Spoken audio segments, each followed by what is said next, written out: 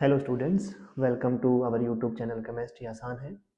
Exam pass आ गया है और तैयारी ज़ोरों पर चल रही होगी। लेकिन रुकिए, अगर आपने सी टेट के PYQ देखे हैं तो वहाँ से आपको एक बात तो बिल्कुल क्लियर हो गई होगी कि जो सी टेट है वो डाइवर्जेंट थिंकिंग को प्रमोट करता है। डाइवर्जेंट थिंकिंग को प्रमोट करता है, ना कि कन्वर्जेंट थिंकिंग को। इसका मतलब ये है, जो रटी रटाई चीज़ें हैं वो तो एग्ज़ाम में आती नहीं, आती है बट उनके पूछने का तरीका कुछ अलग ही होता है। आपके एग्जाम में देखने को मिलता है application based question, statement based question, logical question देखने को मिलते हैं। ठीक है। और अक्सर जब हम एग्जाम हॉल से बाहर आते हैं तो फिर कहते हैं अरे यार ये तो मुझे आता था फिर भी गलत हो गया। इसी सिली मिस्टेक को आज हम खत्म करेंगे। आज के सेशन में मैं आपके लिए लाया हूँ साइंस के मोस्ट कंफ्यूजिंग क्वेश्चन, जो दिखने में आपको बेहद आसान लगेंगे, लेकिन 90% बच्चे इनमें फंस जाते हैं। अगर आपने भी वीडियो नहीं देखी और अगर आपके एग्जाम हॉल में ये क्वेश्चन आते हैं तो वहाँ पे भी चांसेस है कि आप भी फंस जाओगे, अगर आपने ऐसे क्वेश्चन को पहले डील नहीं किया है तो। हमारा टारगेट सिंपल है, शॉर्ट टाइम में ज़्यादा कंसेप्ट करवाना। मैं आपको फंसाऊंगा भी और फिर उस जाल से निकलने का रास्ता भी बताऊंगा, ताकि जो गलती होनी है वो आज यहीं हो जाए, एग्जाम हॉल में नहीं। तो क्या क्या आप तैयार हैं अपने 30 में से 30 नंबर पक्के करने के लिए? तो चलिए शुरू करते हैं आज का सेशन। तो ये रहा आपकी स्क्रीन पर आज का पहला सवाल। देखने में बहुत सिंपल लग रहा है, जरा ध्यान से पढ़िए। If a massive explosion occurs on the moon, how long will it take for the sound to be heard on earth? मतलब ये है, अगर चांद पर एक बहुत बड़ा धमाका होता है तो पृथ्वी पर उसकी आवाज कितनी देर में सुनाई देगी? ऑप्शन है इमीडिएटली, तुरंत, या फिर 8 मिनट बाद, या फिर कभी नहीं सुनाई देगी, या फिर आफ्टर 1 आवर। अब देखो, बहुत बच्चे यहाँ पे अपनी कॉमन सेंस लगाएंगे। और कॉमन सेंस कैसे लगाएंगे? वो सोचेंगे धमाका तो बहुत बड़ा हुआ है तो आवाज़ तो आएगी ही।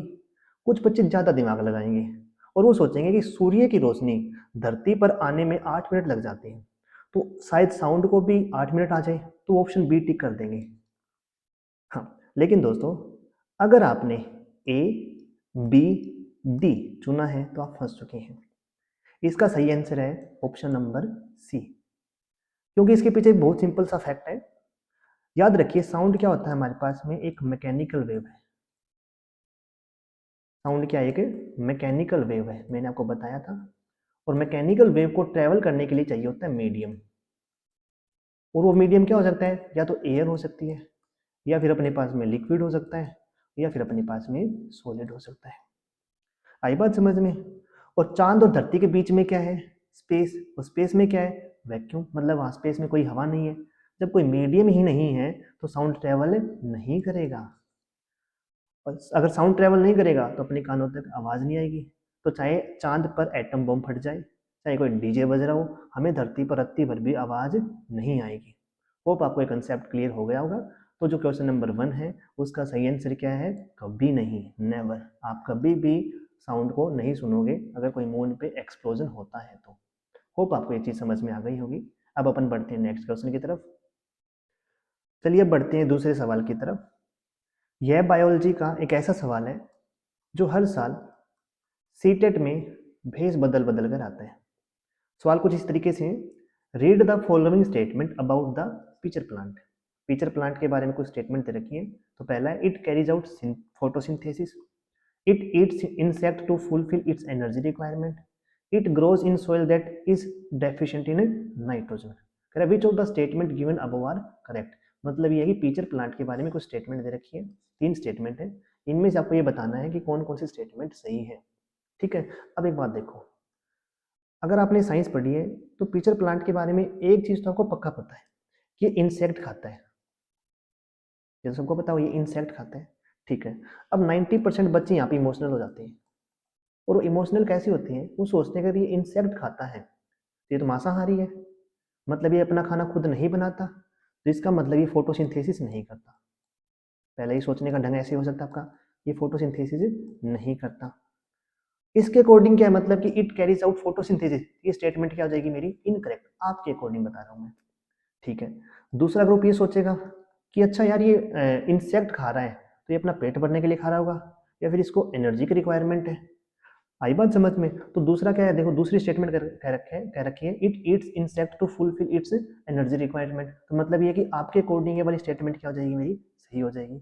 अगर आपने इस तरीके से सोचा है तो ये जो आपने जो सोचा वो बिल्कुल गलत है, ठीक है। गलत इसलिए है क्योंकि अपने पास में जो ये पिचर प्लांट होता है ये फोटोसिंथेसिस भी करता है। हाँ, इंसेक्ट खाता है, बट ये फोटोसिंथेसिस भी करता है। जैसे मैंने यहाँ पे दिखा रखा है, ये क्या है, ग्रीन कलर का है। अगर ग्रीन कलर का है तो इसके अंदर क्या है, क्लोरोफिल है। क्या है, क्लोरोफिल है, और क्लोरोफिल है तो वहाँ पे फोटोसिंथेसिस होगा। तो जो स्टेटमेंट फर्स्ट है ना, इट कैरिड आउट फोटोसिंथेसिस, तो ये मेरी स्टेटमेंट क्या है, सही है। आगे बात समझ में, ये मेरी स्टेटमेंट क्या रहेगी, सही रहेगी। अब देखो दूसरी स्टेटमेंट क्या रखा है, it eat insect to fulfil its energy requirement, ये स्टेटमेंट मेरी क्या है, इनकरेक्ट है। ये इंसेक्ट इसलिए खाता है क्योंकि ये जो पिचर प्लांट होता है ये नाइट्रोजन डेफिशिएंट सोइल के अंदर ग्रो करता है। क्या करता है, ये नाइट्रोजन डेफिशिएंट सोइल के अंदर क्या करता है, मिट्टी के अंदर ग्रो करता है। तो वहां पे इसके पास में सफिशिएंट अमाउंट ऑफ नाइट्रोजन नहीं होती टू सिंथेसाइज प्रोटीन। ये अपनी बॉडी के अंदर, इसकी बॉडी के अंदर नाइट्रोजन सफिशिएंट अमाउंट में नहीं होती है, जिसकी वजह से इसको प्रोटीन को बनाने में दिक्कत आती है। इसलिए नाइट्रोजन की कमी पूरी करने के लिए ये इंसेक्ट खाते हैं, ना कि एनर्जी की कमी पूरी करने के लिए। तो ये स्टेटमेंट मेरी क्या हो गई, इनकरेक्ट है, ठीक है। तो देखो, और थर्ड स्टेटमेंट क्या रखा है, it grows in soil that is deficient in nitrogen, ये बात सही है। मैंने ऊपर ही बताया कि ये जो पिचर प्लांट होता है ये क्या करता है, ऐसी मिट्टी में उगता है जहाँ पे नाइट्रोजन की क्या होती है, कमी होता है, और नाइट्रोजन की कमी को पूरा करने के लिए क्या खाता है, इंसेक्ट खाता है। तो स्टेटमेंट मेरी थर्ड क्या है, सही है। स्टेटमेंट टू मेरी क्या है, इनकरेक्ट है। स्टेटमेंट वन भी क्या मेरी सही है। तो मेरा सही ऑप्शन कौन सा आ जाएगा, वन और थ्री इसमें क्या है, सही है। तो वन और थ्री किसमें, ऑप्शन नंबर सी के अंदर। तो मेरा क्वेश्चन नंबर टू है, उसका राइट आंसर कौन सा है, सी। होप आपको ये क्वेश्चन समझ में आ गया होगा, ठीक है। अब हम बढ़ते हैं नेक्स्ट क्वेश्चन की तरफ। चलिए दोस्तों, अब चलते हैं फिजिक्स की दुनिया में। यह सवाल दिखने में आपको बहुत आसान लगेगा, लेकिन एग्जाम में ये अच्छे अच्छे को कंफ्यूज कर देते हैं। सवाल कुछ इस तरीके से, to see your full body image in a plane mirror, what is the minimum height of the mirror required. मतलब ये है, अगर आपको एक समतल दर्पण में अपना पूरा शरीर सिर से लेके पैर तक देखना है तो शीशे की मिनिमम हाइट कितनी होनी चाहिए। ऑप्शन कुछ इस तरीके से, इक्वल टू योर हाइट, कि जितनी आपकी हाइट है उतनी शीशे की हाइट। ऑप्शन नंबर बी है हाफ ऑफ योर हाइट, आपकी हाइट का आधा। Depend on distance from the mirror, कि डिपेंड करता है कि आप मिरर से कितनी दूरी दूरी पर खड़े हो। और फोर्थ ऑप्शन है one fourth of your height, मतलब आपकी हाइट का एक चौथाई। ठीक है, तो पहले इस वीडियो को एक बार पॉज करो, पॉज करके इसका पहले आंसर दो, फिर मैं आपको बताता हूँ कि इसका राइट आंसर क्या होगा। तो चलिए देखते हैं भाई। अभी कुछ बच्चे यहाँ पे डेली लाइफ लॉजिक लगाएंगे, गलती होने के चांसेस का है वो बता देता हूँ। डेली लाइफ लॉजिक लगाएंगे और वो सोचेंगे, जैसे जैसे मैं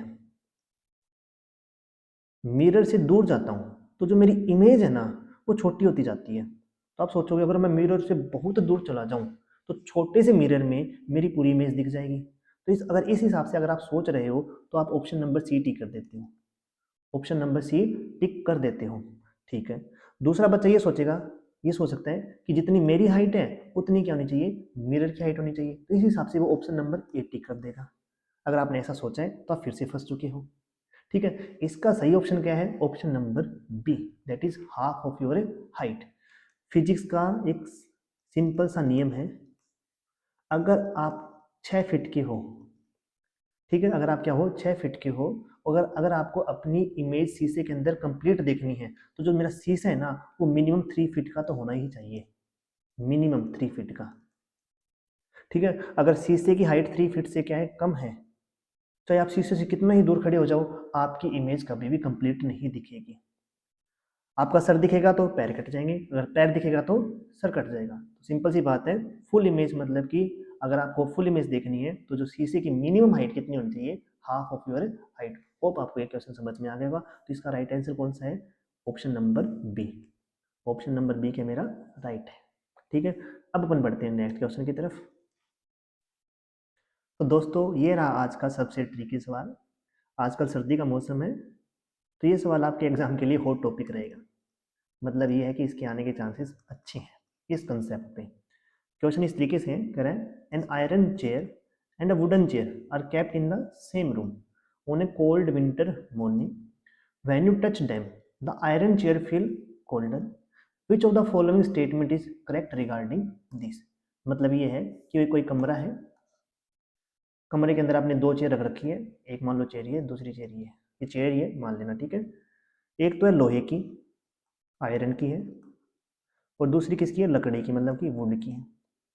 जब आप उसको छूते हो तो जो आपको लोहे वाली चेयर ज़्यादा ठंडी लगती है, ये चीज़ है ना, आपने फील भी करा होगा। तो कह रहा है इनमें से कौन सी स्टेटमेंट करेक्ट है regarding to this. One by one देखते हैं स्टेटमेंट। तो पहला कह रखा है, the temperature of the iron chair is lower than that of the wooden chair. कह रहा है जो अपने पास में जो लोहे की कुर्सी है उसका टेम्परेचर क्या है, कम है एज कम्पेयर टू जो लकड़ी की कुर्सी है, ठीक है।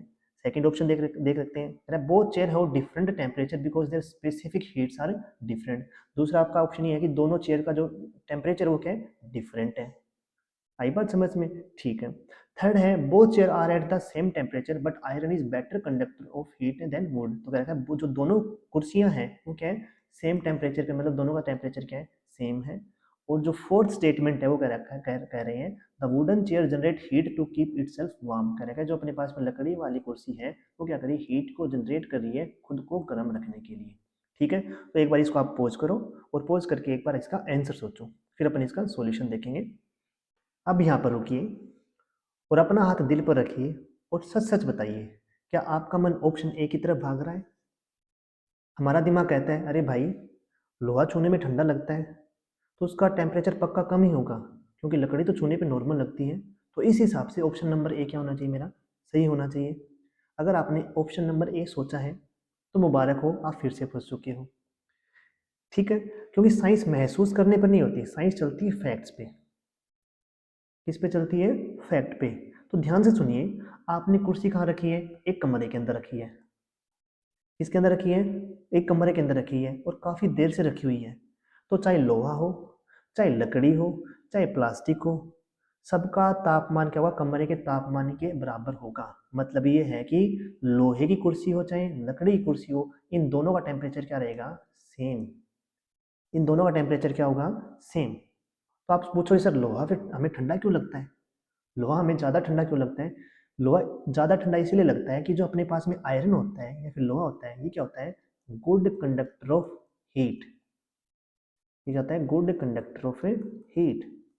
मतलब ये है, जैसे आपने लोहे को छुआ तो आपकी बॉडी की गर्मी लोहे ने खींच ली, क्योंकि गुड कंडक्टर है। अगर आपकी बॉडी की गर्मी इसने खींच ली है तो आपको कैसा फील होता है, ठंडा।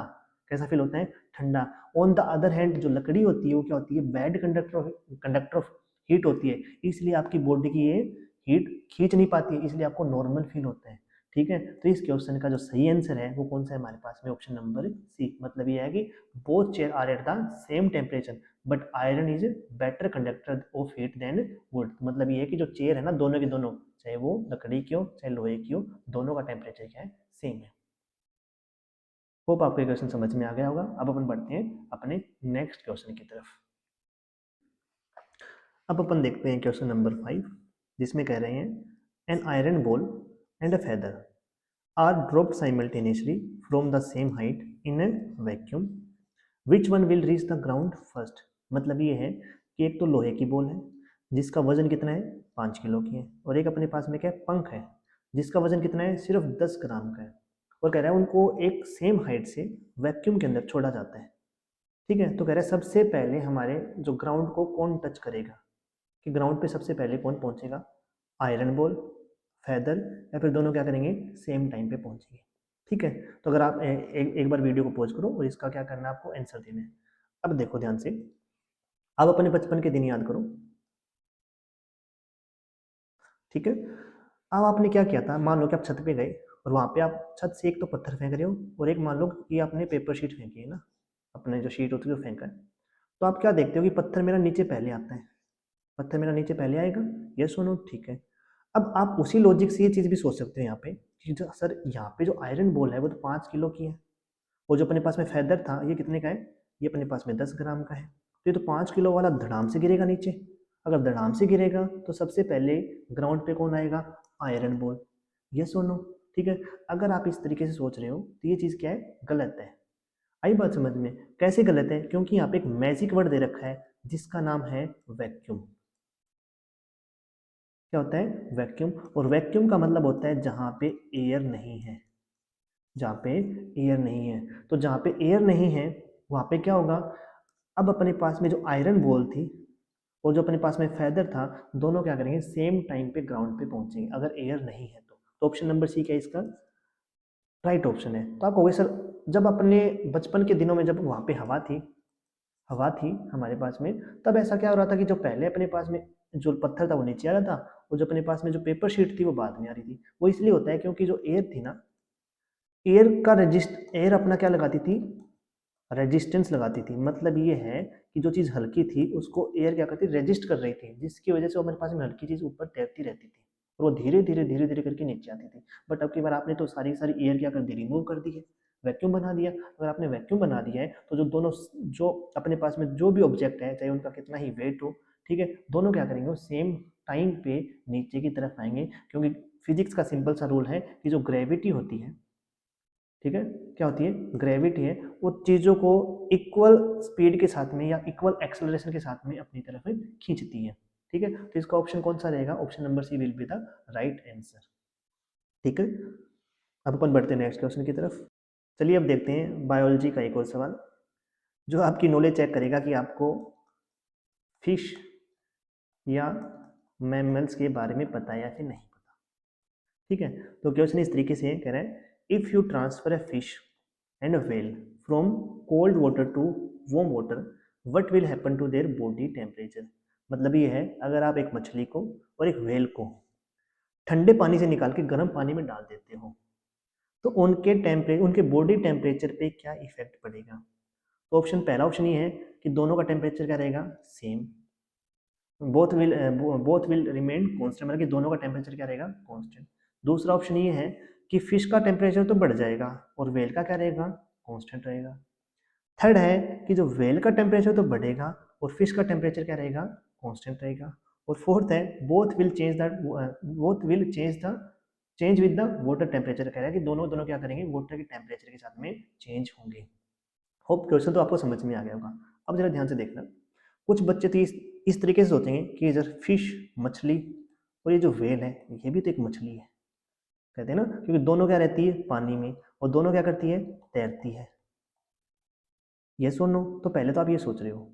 तो अगर आप इस हिसाब से सोच रहे हो तो आप सोच रहे हो जैसा फिश के साथ में हो रहा है तो वही व्हेल के साथ में होंगे। तो इस तरीके से अगर आप जाओगे तो आप या तो ऑप्शन नंबर ए क्लिक कर दोगे कि सर दोनों का कांस्टेंट रहेगा, या फिर ऑप्शन नंबर आप डी क्लिक कर दोगे कि दोनों का क्या हुआ? वाटर के साथ में टेम्परेचर चेंज होगा। तो अगर आप अगर आपने ए और डी के बारे में सोचा है तो आप फिर से गलत हो। ए और डी के बारे में सोचा तो आप फिर से क्या हो? गलत हो। अब पहले तो एक बात ये देख लो कि अपने पास में जो ये फिश है और व्हेल है दोनों अलग अलग है। दोनों अलग अलग इसलिए कि फिश तो फिश है, ये तो मछली है ही, बट व्हेल मछली नहीं, मैमल्स की कैटेगरी में आते हैं। इसकी कैटेगरी में आते हैं, मैमल्स की कैटेगरी में आते हैं। ठीक है, अब होता क्या है, जो फिश होते हैं ना, मछली, ये होते हैं कोल्ड ब्लडेड। क्या होते हैं? कोल्ड ब्लडेड होते हैं ये। और जो मैमल्स होते हैं वो क्या होते हैं? Warm blooded. ठीक है, अब इनकी खास बात ये होती है कि जो कोल्ड ब्लडेड जो भी स्पीसीज है उनके पास में इनका खुद का इंटरनल एसी नहीं होता। इसका मतलब ये है कि जैसा बाहर का एनवायरनमेंट होगा ना वैसा इनके शरीर का होगा। बात ये है अगर बाहर का टेम्परेचर 10 डिग्री सेल्सियस है तो जो मछली है इसका भी टेम्परेचर कितना होगा? 10 डिग्री सेल्सियस ही होगा। अगर बाहर का टेम्परेचर अगर 25 डिग्री सेल्सियस है तो इसका भी क्या रहेगा? 25 डिग्री सेल्सियस ही रहेगा। आई बात समझ में? चलिए ये चीज़ तो आपको समझ में आ गई। अब मैमल्स के अंदर क्या होता है? अलग होता है। मैमल्स क्या होते हैं? मैमल्स मतलब बिल्कुल इंसानों की तरह होते हैं। तो ये क्या होते हैं? वार्म ब्लडेड होते हैं। चाहे बाहर, जैसे इंसान है ना, इंसानों के अंदर क्या होता है? जैसे इंसान को अगर मैं बोलूँ, इंसान का जो नॉर्मल बॉडी टेम्परेचर है, बॉडी टेम्परेचर वो कितना है? 37 डिग्री सेल्सियस। ठीक है, अब मैं अगर कहूँ कि बाहर, मान लो कि बाहर का टेम्परेचर कितना है? -12 डिग्री सेल्सियस है। कितना है? माइनस में 12 डिग्री सेल्सियस है। तो अब अपने बॉडी टेम्परेचर पे क्या फर्क पड़ेगा, अपन है वार्म ब्लडेड, तो अपना जो बॉडी का टेम्परेचर है ना वो हमेशा कितना रहेगा, 37 डिग्री सेल्सियस ही रहेगा। मतलब ये है चाहे कितनी सर्दी हो चाहे कितनी गर्मी हो, जो मैमल्स होते हैं, जो वार्म ब्लडेड स्पीसीज होती है, उनके बॉडी का टेम्परेचर चेंज नहीं होता। वही सेम चीज़ किसके साथ में, व्हेल के साथ में। व्हेल किस कैटेगरी में आती है, मैमल्स की कैटेगरी में आती है। तो मतलब ये इसका टेम्परेचर चेंज नहीं होगा, बॉडी का टेम्परेचर चेंज नहीं हुआ। किसका चेंज होगा, फिश का चेंज होगा। तो यहाँ पे ऑप्शन नंबर मेरा बी क्या है, सही है। जो फिश का टेम्परेचर तो क्या होगा, चेंज होगा, राइज बढ़ जाएगा, क्योंकि आप ठंडे से किस में जा रहे हो, गर्म की तरफ जा रहे हो। और जो मछली है, सॉरी व्हेल थी, उसका टेम्परेचर क्या रहेगा, कांस्टेंट, जितना पहले था उतना ही क्या रहेगा, बाद में रहेगा। होप आपको ये चीज समझ में आ गई है। ठीक है, अब अपन बढ़ते हैं नेक्स्ट क्वेश्चन की तरफ। चलिए अपन नेक्स्ट क्वेश्चन देखते हैं, जिसमें लिख रखा है consider the following statement regarding a bat. मतलब कि जो चमगादड़ उसके बारे में कुछ स्टेटमेंट दे रखी है। तो पहला है it is classified as a bird, इसको अपन क्लासीफाई करते हैं एक बर्ड के रूप में, बिकॉज इट हैज विंग्स, क्योंकि इसके पास में क्या होते हैं, पंख होते हैं, और ये क्या कर सकता है, उड़ सकता है, कैन फ्लाई। तो पूछ रखा है कि स्टेटमेंट सही है फिर गलत है, देखेंगे वन बाय वन। दूसरा, it gives birth to young ones, कह रही है बच्चे देता है, और इसके पास में क्या होती है, मेमोरी ग्लैंड होती है टू फीड देम, मतलब कि उनके उसके पास में दूध पिलाने के लिए क्या होती है, मेमोरी ग्लैंड्स होती हैं। नेक्स्ट है it produces ultrasonic sound to locate prey, prey मतलब ये है कि ये शिकार ढूंढने के लिए अल्ट्रासोनिक साउंड प्रोड्यूस करता है, निकालता है। और फोर्थ स्टेटमेंट ये, it is cold blooded animal that hibernates in winter, मतलब ये है कि ये क्या अपने पास में कोल्ड ब्लडेड एनिमल है, जो क्या करता है विंटर के अंदर, सर्दियों के अंदर क्या करता है, हाइबरनेट करता है। ठीक है, अब इसमें से पूछ रखा है चारों स्टेटमेंट में से करेक्ट कौन कौन सी है। तो सबसे पहले तो देखो, आप ऐसे सोचोगे कि सर हमने देखा है कि चमगादड़ होता है उड़ता है, तो उड़ता है तो ये क्या होगा, बर्ड होगा। ये सोचोगे ना कि चमगादड़ हमने उड़ते हुए देखा है, तो ये क्या होता है, कि पक्षी कैटेगरी में आएगा। तो सबसे पहले तो आप ये सोचोगे जो मेरी पहली स्टेटमेंट है ना वो तो मेरी सही है। इसके अकॉर्डिंग आप किसकी तरफ भागोगे, option number A and option number C, क्योंकि इनके अंदर ही पहली स्टेटमेंट दे रखी है। आई बात समझ में। अगर आपने ऐसा सोचा है तो फिर से क्या हो, गलत हो, क्योंकि जो मेरी पहली स्टेटमेंट है वो तो सरासर क्या है, इनकरेक्ट है। सरासर क्या है, इनकरेक्ट है। इसका मतलब ये है कि जो आपने सोचा था कि मेरा ऑप्शन ए सही होगा वो मेरा क्या, इनकरेक्ट है। फिर आपने सोचा था ऑप्शन सी होगा, वो मेरा क्या है, इनकरेक्ट है। कि सर ऐसा क्यों, ऐसा इसलिए होता है क्योंकि साइंस के अंदर सिर्फ उड़ना ही पक्षी की पहचान नहीं है। अगर आप किसी को बर्ड बोल रहे हो तो उसकी दो करेक्टरिस्टिक्स ध्यान रखना, उसके पास में एक तो होने चाहिए पंख, दूसरे जो बर्ड होते हैं वो क्या देते हैं, अंडे। क्या देते हैं, अंडे। अब अपन बात करते हैं इस चमगादड़ की, ना ही तो इसके पास में पंख है, तो ये कैसे, ये पंख नहीं, ये इसकी खुद की स्किन है, ये स्किन फ्लैप है, जिनका यूज ये क्या करता है, उड़ने के लिए करता है। और ना ही ये अंडे देता, ये क्या करता है, सीधे बच्चे देता है, लाइक ह्यूमन। क्या करता है, ये बच्चे देते हैं। तो मतलब ये बर्ड नहीं, ये जो अपने पास, और हाँ इंटरेस्टिंग बात ये है कि इसके पास में मेमोरी ग्लैंड होते हैं, मतलब ये अपने बच्चों को दूध भी पिलाता है। क्या करता है, अपने बच्चों को ये दूध भी पिलाता है। तो बात ये है, जो मेरा जो बैट है, ये चमगादड़ है, ये क्या है, मैमल है, एक स्तनधारी है, ना कि पक्षी, बर्ड नहीं है। तो जो मेरी पहली स्टेटमेंट क्या थी, मेरी इनकरेक्ट हो गई है। यस और नो, आई बात समझ में, ठीक है। दूसरी स्टेटमेंट देखो, कह रहा है it gives birth to young ones, अभी मैंने बताया था कि क्या करते हैं, बच्चे पैदा करते हैं, और इसके पास में क्या होती है, मेमोरी ग्लैंड होती है उनको दूध पिलाने के लिए। तो स्टेटमेंट टू मेरी क्या है, करेक्ट है। स्टेटमेंट टू क्या मेरी करेक्ट है। तो आपने ऑप्शन ए ऑप्शन सी को तो एलिमिनेट ऑलरेडी कर दिया था, अब बचा कौन सा मेरे पास में, ऑप्शन नंबर बी और ऑप्शन नंबर डी, जिसमें ऑप्शन नंबर बी के अंदर क्या है, सेकंड स्टेटमेंट है, इसके अंदर भी क्या है, सेकंड स्टेटमेंट है। तो आपको आगे वाली देखनी पड़ेगी। थर्ड है, कह रहा है इट प्रोड्यूसेस अल्ट्रासोनिक साउंड। मैंने बताया था जो चमगादड़ होती है वो क्या करते हैं, अल्ट्रासोनिक साउंड प्रोड्यूस करते हैं अपने शिकार को ढूंढने के लिए, क्योंकि रात में ये अच्छे से देख नहीं पाते हैं। ठीक है, तो मेरी थर्ड स्टेटमेंट भी क्या है, सही है। थर्ड स्टेटमेंट क्या है, सही है। और मेरे पास में फोर्थ स्टेटमेंट ये है, इट इज कोल्ड ब्लडेड। ये क्या अपने पास में कोल्ड ब्लडेड है, बट मैंने कहा था कि जो मैमल्स होते हैं वो क्या होते हैं, वार्म ब्लडेड होते हैं। वो क्या होते हैं, वार्म ब्लडेड होते हैं। तो जो मेरी फोर्थ स्टेटमेंट है वो भी क्या है, इनकरेक्ट है। तो स्टेटमेंट कौन सी सही है, स्टेटमेंट नंबर 2 एंड 3। तो इस क्वेश्चन का राइट आंसर कौन सा होगा, option number B will be the right answer. Most important mark कर लो इसको, कोई भी स्टेटमेंट घुमा फिरा के पूछ सकते हैं। ठीक है, अब अपन बढ़ते हैं अपने नेक्स्ट क्वेश्चन की तरफ।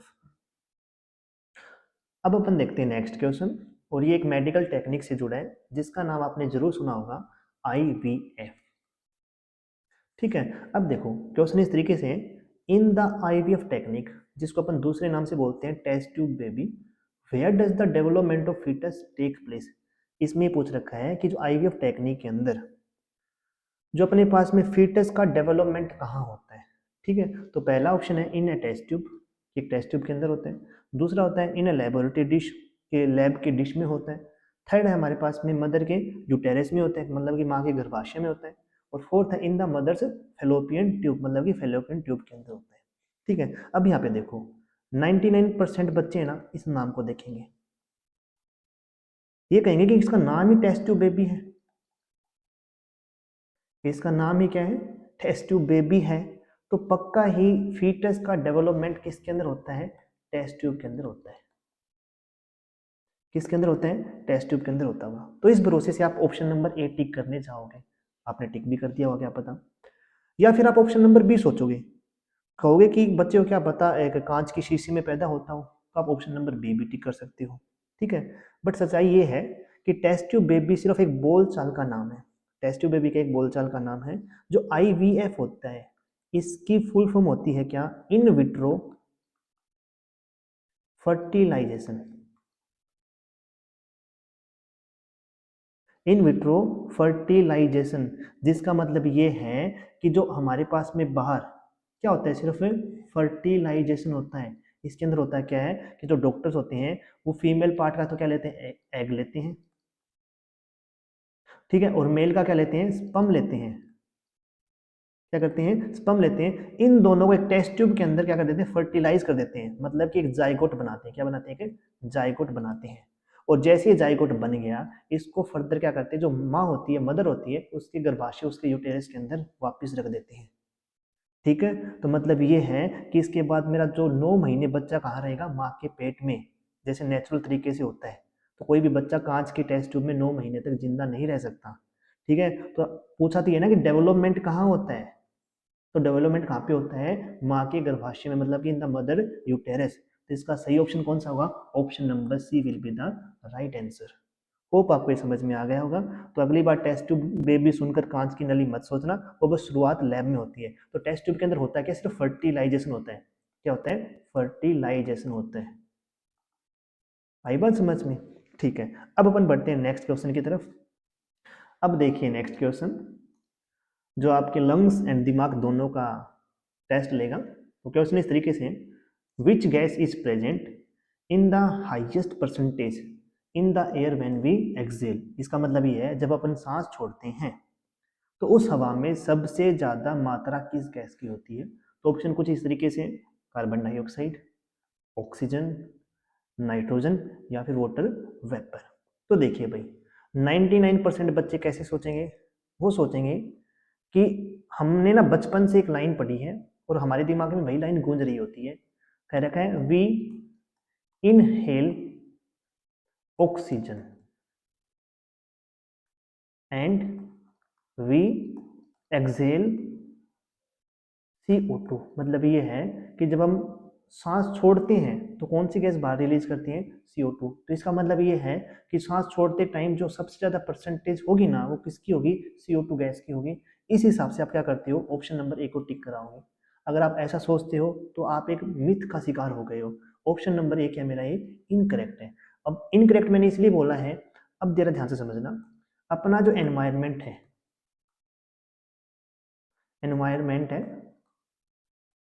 उसके अंदर अबाउट 78% तो है नाइट्रोजन। 78% क्या है, नाइट्रोजन है। 21% क्या है, O2 है। और अराउंड 0.04% क्या है, CO2 है। अब ध्यान से देखिए, जब अपन सांस लेते हैं, जब अपन इनहेल करते हैं, तो ये सारी की सारी गैसेज है ना, ये सारी की सारी गैसेज है, ये अपनी बॉडी के अंदर जाती है। ये सारी सारी गैसेज क्या अपनी बॉडी के अंदर जाती है। अब होता क्या है कि जो N2 है ना मेरे पास में, नाइट्रोजन, इसका अपनी बॉडी के अंदर कोई भी यूज नहीं है। तो होता है कि ये जैसे अंदर जाती है तो एक्सहेल करते टाइम ये वैसे ही बाहर निकल जाती है। तो मतलब 78% अंदर गई और 78% क्या हुई, मेरी बाहर निकल गई। आई बात समझ में। वैसे देखो अपनी बॉडी के अंदर क्या गई, O2 भी गई है। अब O2 का अपन यूज कर लेते हैं, अराउंड 4 to 5% अपन इसका यूज करते हैं, तो लगभग 60% O2 बाहर निकल जाएगी। 60% क्या है, मेरी O2 बाहर निकल गई है। अब होता क्या है, जैसे CO2 है, CO2 अपनी बॉडी के अंदर कितनी गई है, 0.04%, ठीक है, बट अपनी बॉडी थोड़ी बहुत CO2 प्रोड्यूस करती है। जब CO2 बाहर निकलेगी तो ये निकलती है अराउंड 4%। क्या निकलती है, अराउंड 4%। तो अगर आप ध्यान से देखो कि इनहेल करते टाइम तो ये अपने पास में ये गैसेस थी जिनकी परसेंटेज ये थी। जब आप हवा छोड़ रहे हो तो 78% तो क्या निकली है, N2, 16% क्या निकली है, O2, और 4% क्या निकल रही है बाहर, CO2। तो अगर आप ध्यान से देखोगे तो यहाँ पे CO2 सबसे कम अमाउंट में निकल रही है, ठीक है। तो इसका राइट आंसर कौन सा होगा, सी, नाइट्रोजन। कि जो अपना जो एक्सेल करते हैं तो उस हवा के अंदर जो नाइट्रोजन होती है उसकी अमाउंट क्या है, सबसे ज़्यादा होती है, उसकी परसेंटेज क्या होती है, सबसे ज़्यादा होती है। इसलिए ध्यान से सुनना, अगर अपन CPR देते हैं ना, CPR माउथ टू माउथ देते हैं ना बेसिकली, तो अगर हम सिर्फ CO2 गैस ही बाहर निकालते हैं, ठीक है, और CO2 गैस क्या होती है, जहरीली होती है, तो सामने वाला इंसान मर जाता, ठीक है, बट अपन वहां पे सांस दे के बचाते हैं उसको, ना कि मारते हैं, ठीक है। आई बात समझ में। अब अपन बढ़ते हैं नेक्स्ट क्वेश्चन की तरफ। अब बढ़ते हैं नेक्स्ट क्वेश्चन की तरफ, जो रहेगा आज का लास्ट क्वेश्चन। तो इसमें है, which is longer in length in the human digestive system. कह रहा है कि जो ह्यूमन डाइजेस्टिव सिस्टम है उसके अंदर सबसे लंबा कौन होता है। तो पहला ऑप्शन है लार्ज इंटेस्टाइन, दूसरा है स्मॉल इंटेस्टाइन, तीसरा है ओसोफेगस, और चौथा है कि जो बोथ ए एंड बी दोनों क्या होते हैं, लंबे होते हैं, इक्वल लेंथ के होते हैं। तो देखो भाई यहाँ पे अब बच्चे इस तरीके से सोचेंगे कि सर ये भी कोई क्वेश्चन है। यहाँ पे आप लगाओगे अपनी इंग्लिश, और इंग्लिश में कहोगे कि सर नाम के अंदर ही लार्ज है, नाम के अंदर ही क्या है, लार्ज है, तो मतलब कि जो लार्ज इंटेस्टाइन है वो सबसे क्या है, लंबी है। अगर आपने ऐसा सोचा है तो आप फिर से फंस चुकी हो। क्या है, आप फिर से फंस चुके हो। इसका जो आंसर सही है वो क्या है अपने पास में, स्मॉल इंटेस्टाइन। क्या है, स्मॉल इंटेस्टाइन। अब देखो ध्यान से सुनो कि जो स्मॉल इंटेस्टाइन होती है इसकी जो लंबाई होती है वो कितनी होती है, अराउंड 7 मीटर। कितनी होती है, 7 मीटर। और जो अपने पास में लार्ज इंटेस्टाइन होती है इसकी लंबाई कितनी होती है, अराउंड 1.5 मीटर। तो आप खुद ही देख लो कौन सा लंबा है। और जो अपने पास में ओसोफेगस है ये तो अपने पास में छोटा सा होता है, ठीक है, तो कौन सा लंबा ज्यादा है, स्मॉल इंटेस्टाइन। क्या है, स्मॉल इंटेस्टाइन। अब आप मेरे से कहोगे सर इसको फिर स्मॉल क्यों बोलते हो, और लार्ज को आप, जो चीज छोटी है उसको तो आप क्या बोल रहे हो, बड़ी बता रहे हो, और जो चीज बड़ी है उसको आप छोटी बता रहे हो। ये इसलिए है क्योंकि जो अपने पास में इंटेस्टाइन है इनका क्या है, नाम किस बेसिस पे लिखा गया है, डायामीटर।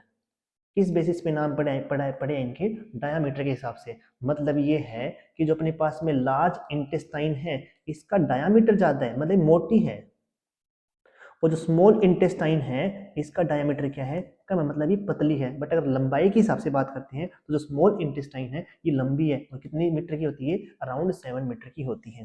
होप आपको ये कंसेप्ट समझ में आ गया होगा और ये वाला क्वेश्चन भी समझ में आ गया होगा, ठीक है। तो आज की क्लास में इतना ही। आज की क्लास में अपन ने डिस्कस किए 10 मोस्ट कंफ्यूजिंग क्वेश्चंस।